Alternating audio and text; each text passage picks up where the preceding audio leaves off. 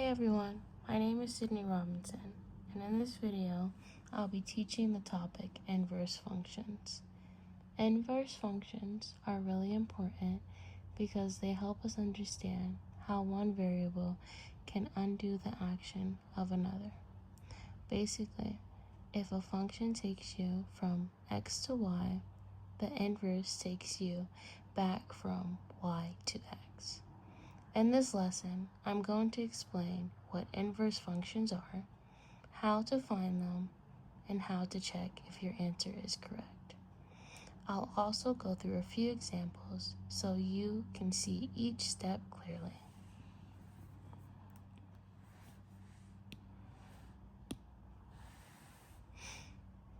Inverse functions. The goal of inverse functions is to understand how to find and verify inverse functions. A function f of x and its inverse of f of x undo each other. F times inverse f of x is equal to x, and inverse of f of x is equal to x. Now we are going to get into the steps and on to defining and ruling for finding an inverse.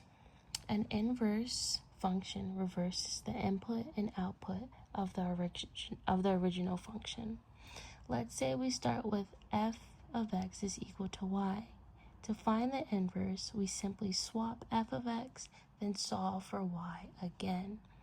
Once we solve for y, we remain the equation as inverse f of x. That notation means the inverse of x. Here are four main steps that we will always follow to find an inverse. Please remember these four main steps. These are the key to your success. First, we will replace f of x with y. Then for the second step, we are gonna go into swapping x and y. Our third step will be simply solving for y and y only.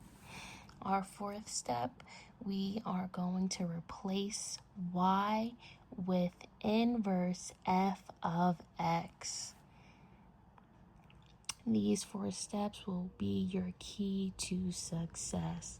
And you guys can always go back to this part of the video. If you ever forget, these will be the main four steps of proceeding for your success. I have one important note for everyone. It's important to know that not every function has an inverse. A function may be one-to-one, meaning it passes the line test. If a horizontal line crosses the graph more than once, the function doesn't have an inverse. That's also a function. So once again, the one-to-one passes the horizontal line test. If it is not one-to-one, there is no inverse function.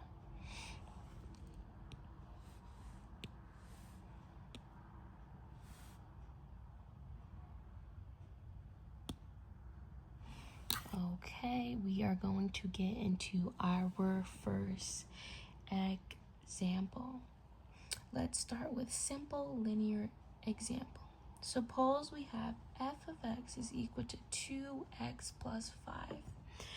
We're going to keep those same four steps. So we're going to first go into, as you see, I have marked number 1. We're going to replace f of x with y. This will give us y is equal to 2x plus 5. Then we move on to step 2. We would swap x and y. Now we have x is equal to 2x plus 5. Then we are going to go into solving for y as our third step. By doing this, we're going to subtract both sides by 5, giving us x minus 5 is equal to 2y. Once we do that, we need the y by itself, so we're going to divide by 2. This becomes y is equal to x minus 5 over 2. For step 4, we then replace y with inverse of f of x. So our inverse function is inverse f of x, is equal to x minus 5 over 2. Then we're going to go into a quick check. This quick check is important to ensure that we are doing the proper steps and everything is making sense at this point. This is just going to be a checkpoint at this point to inform you and to just, process what we just have learned. I understand that it is so much. So in order to check if we're correct, we can substitute one into the other.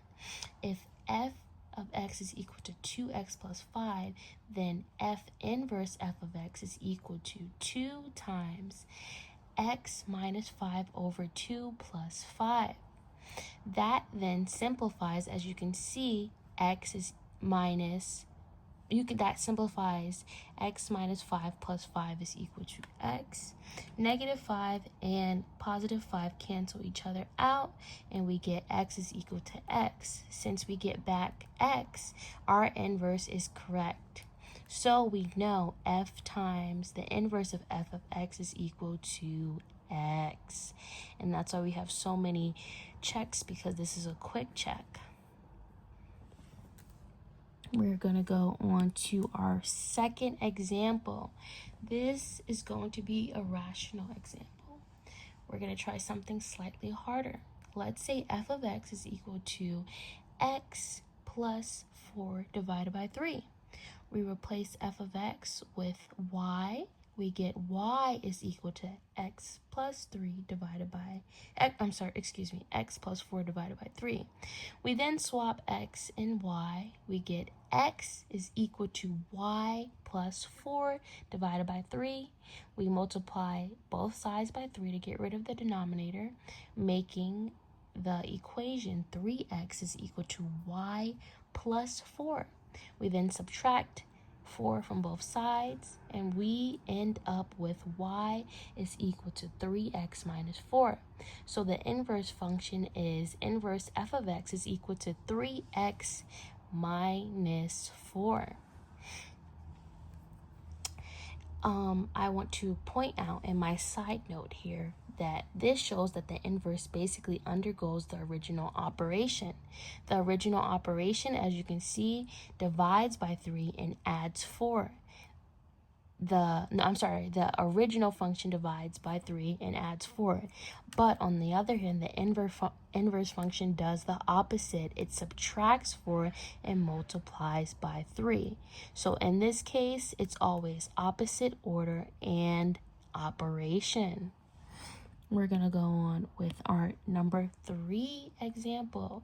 Here, now we're going to take a look at quadratic of function. Quadratics usually don't have inverses because they fail the horizontal line test, but we can restrict the domain so it does. For example, f of x is equal to x squared, and only use x is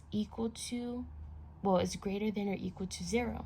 To find its inverse, we switch x and y, and we get x is equal to y squared. Now we solve for y. We take the square root of both sides, giving us y is equal to square root of x. So our inverse is then inverse f of x is equal to the square root of x. This only works because we restrict the domain to non-negative x values. The square and the square root undo each other, so they're inverse operations. To wrap up, inverse functions are like mathematical opposites. They reverse what the original function does. To find an inverse, always swap the x and y, solve for y, check your answer. If you plug one function into the other and get x, you did it right. Thank you for taking the time to watch this video. I hope you understand the process clearly.